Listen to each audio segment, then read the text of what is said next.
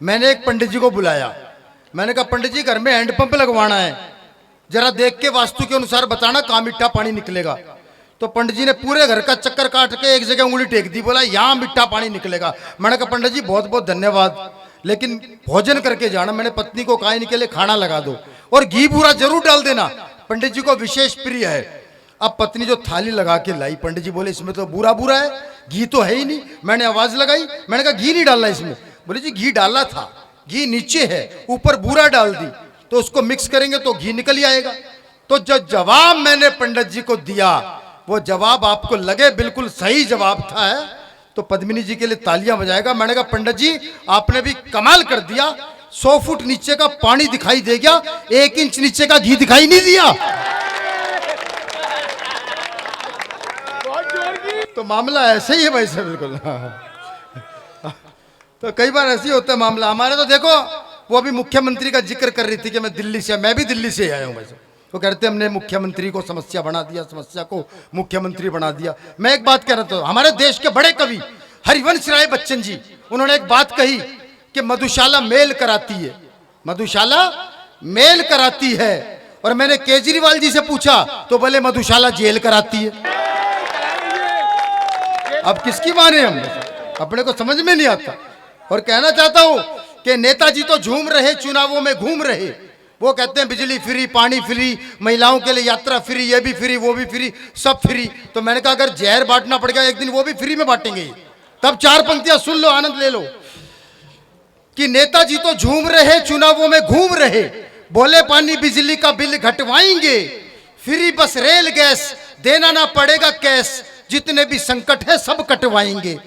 तो वोटर यूं बोला हमें खाने को जहर नहीं, वोटर यूं बोला हमें खाने को जहर नहीं, नेता बोले जड़ से समस्या हटवाएंगे, और एक बार सरकार अपनी जो बन जाए, जहर की पुड़िया भी फ्री बंटवाएंगे, जहर की पुड़िया भी फ्री बंटवाएंगे।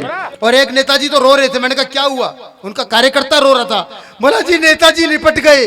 मैंने कहा क्या हुआ, उसने जो बात बताई, तो महिलाएं विशेष तौर पे आप सबके लिए समर्पित करता हूं, और ध्यान से सुनना पुरुषों, गलतफहमी में मत रहना, अभी करवा चौथ आ रहा है, 4 पंक्तियां सुन लो।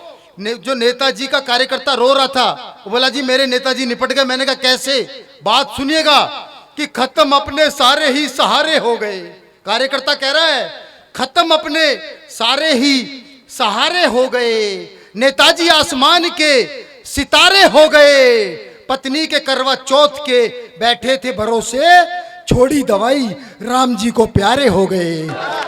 छोड़ी आवाज खींच रहा भैया माइक। और मैं 4 पंक्तियां पढ़ना चाहता हूं कि असली नेता की बात करता हूं। अभी बहुत से नेताओं की बात की, लेकिन असली नेता कौन है सुनिएगा। मैं मानता हूं कि अगर कोई नेता असली हुए हैं तो वो सुभाष चंद्र बोस हुए। 4 पंक्तियां पढ़ता हूं, आजकल के नेताओं की तरह नहीं, सुनेगा कि भारत भू पर जन्मे नायक मन में लिए स्पन, भारत भू पर जन्मे नायक मन में लिए स्पन, खून मुझे दो मैं कर दूंगा ये आजाद वतन, और नव भारत की नींव बने जो भारत भाग्य विधाता, ऐसे नेताजी सुभाष को बारंबार नमन, ऐसे नेताजी सुभाष को बारंबार नमन। लीजिए मैं क्रम को आगे बढ़ाता हूं, और एलेश अवस्थी जी हमारे बीच में है जो कविता को बहुत ऊंचाई तक लेकर के जाएंगे। और 2 पंक्तियों से मैं शैलेश भाई आपको आमंत्रित करता हूं कि कविता एक आयुर्वेदिक औषधि है, कविता एक आयुर्वेदिक औषधि है, जितनी पुरानी उतनी ही गुणवती कहलाएगी। अरे अंग्रेजी की दवा नहीं जो एक्सपायर हो जाएगी, अरे अंग्रेजी की दवा नहीं जो एक्सपायर हो। जोरदार तालियों से स्वागत करें एलेश अवस्थी।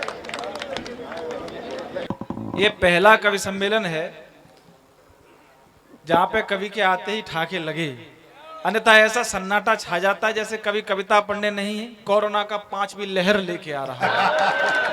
मैं आपको प्रणाम करता हूं। शैलेश भाई आप इतने खूबसूरत हो कि आपको एक कवित्री ही समझ रही है, इसीलिए ठाके लग रहे हैं। चलिए कोई बात नहीं, कुछ देर आप वही समझ लीजिए। हाँ, और मेरा और आप भी ऐसी कविताएं सुनाना कि इनका भ्रम बना रहे। रसिक भाई साहब मेरा एग्रीमेंट हुआ था, गौरव भैया मेरा एक एग्रीमेंट हुआ था, बैठ गया। ये अपने एग्रीमेंट के चक्कर में आप नहीं। अपना एग्रीमेंट लिए घूम रहे हो। एग्रीमेंट ये हुआ था जी। कि जो 5वां कवि आएगा हाँ हाँ वही इस मटके का हकदार होगा। भगवान कसम में 5वां कवि हूँ। मैं भैया को प्रणाम करता हूँ, बाबा चले गए, वो बहुत अच्छा सुन रहे थे। मैं सारी कविता उन्हीं के लिए लिख रहा था, लेकिन वो चले गए। कोई बात नहीं। वो अभी मैडम गा रही थी तो ऐसा लग रहा था वैसी बांसुरी बज रही है, अब तो बांसुरा बजने वाला है। तो कोई टेंशन है ही नहीं, फटी है तो क्या है, आवाज जैसी आ रही है। 4 पंक्तियां देता हूँ भाई साहब। मैडम अपनी बात कह के चली गई। ये ब्रज के लोग हैं, हम तो ब्रज के लोग हैं, हम तो वैसे भी आगरा से आए हैं। आगरा के लोगों को वैसे भी कहा जाता है आधे पागल पूरे पागल। हाँ तो अच्छा, मथुरा भी दूर थोड़े नहीं है, और जो पागल खाना बिल्लोचपुरा पे बना है वो इधर ही साइड में, मथुरा के और आगरा के बीच में। तो कोई टेंशन वाली बात है नहीं है। हालांकि अब मैं पूर्ण रूप से ठीक हो गया हूं, ऐसा मैं मानता हूं। हम ब्रज के लोग हैं, आनंद वाले लोग हैं, थोड़ी देर आनंद करिए। क्या चाहते हैं भैया, सुनो कि सत्यभामासी आराधिका भी मिले, भक्त मीरासीश्वर साधिका भी मिले, और आजकल के कन्हैया ये चाहें उन्हें रुक्मिणी भी मिले, राधिका भी।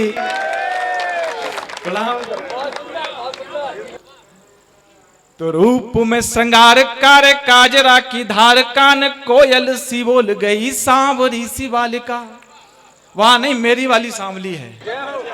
आपकी वाली गोरी हो तो गोरी गोरी लगा लो, और काली हो तो काली काली लगा लो। तो रूप में श्रृंगार कार्य काजरा की धार, कान कोयल सी बोल गई सांवरी सी बालिका। बड़े बड़े दानी महाज्ञानी ब्रह्मचारियों की पोल खोल खोल गई सांवरी सी बालिका। तो आंखों में नशा तो सुर्ख, ओठों के रसा को आई श्वास श्वास घोल गई सांवरी सी बालिका। आंखों के नशा तो सुर्ख, ओठों के रसा को आई श्वास श्वास घोल गई सांवरी सी बालिका। और प्रेम के दो मीठी बात बोल बोल बोल के वो जेब को टटोल गई सांवरी। एक दिन दिखी बड़े दिनों के बाद, ठेल पे वो पाव भाजी खा रही थी, भाव मांगने लगे। ये जितनी भी महिलाएं हैं सर्वविदित है, इनको आगे जाने से कोई नहीं रोक सकता। शर्त एक है, रास्ते में चाट का ठेला नहीं मिलना चाहिए। अगर मिल गया तो कोई माई का लाल वहां से आगे नहीं बढ़ा सकता।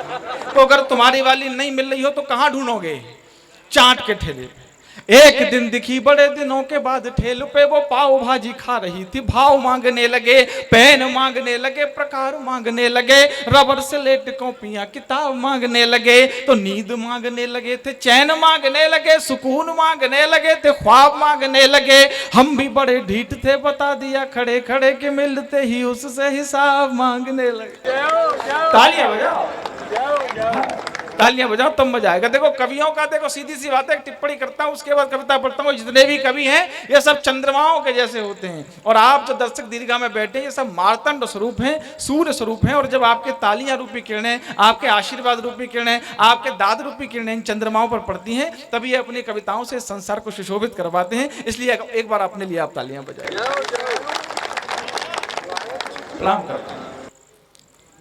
तो देवसेना जैसी, मैं सच बता रहा हूं, ये जितने भी पुरुष हैं, यहाँ कवि सम्मेलन थोड़ा सा लेट हुआ, ये जितने भी पुरुष हैं, गौरव भैया, हम सब लोग, हीरामणि वैसा, रसिक भाई साहब, सब ने मुंह पे पानी मारा। पुरुष होता है नेचुरल ब्यूटी, मुंह पे पानी मारा। आगे सही बता रहा हूं, ये 2 बहनें बैठी, इन्होंने 2 घंटे तक पीओपी की है। देवसेना जैसी दिख रही थी जो अभी अभी, भ्रम में मत पड़ना पुरुषों, देवसेना जैसी दिख रही थी जो अभी अभी, हम मेकअप धुला तो फिर कटप्पा जैसी हो गई। देवसेना जैसी दिख रही थी जो अभी अभी, मेकअप धुला तो फिर कटप्पा जैसी हो गई। ताज की मीनार जैसी देह चाहती थी, किंतु सिंधु मोहनजोदड़ो हड़प्पा जैसी हो गई। तो रस भरी करारी सी जलेबी कभी बन न पाई, गोलगप्पे खा के गोलगप्पा जैसी हो गई। रस भरी करारी सी जलेबी कभी बन न पाई, गोलगप्पे खा के गोलगप्पा जैसी हो गई। और बाल झड़ रहे हैं, इनकी दाढ़ी मूछें आ गई हैं। अरे बाल झड़ रहे हैं, इनकी दाढ़ी मूछें आ गई हैं, पप्पा की दुलारियां भी पप्पा जैसी हो। तो भ्रम है तुम्हें कि कैटरीना लगती हो, भ्रम है तुम्हें। अपनी वाली को सुना सकते हो, लेकिन अपने रिस्क पर मेरी कोई जिम्मेदारी नहीं है। भ्रम है तुम्हें कि कैटरीना लगती हो प्रिय, भ्रम है कि परिया के हूर लगती हो तुम, नागिन के जैसी घूर घूर देखती हो मुझे, कहता हूं बड़ी मगरूर लगती हो तुम। तो सांच को नहीं है आँच, सांच को नहीं है आँच, सबको बताऊं आज, फिल्मी हस्तियों सी मशहूर लगती हो तुम, दाएं से तो अमरीश पुरी लगती हो किंतु।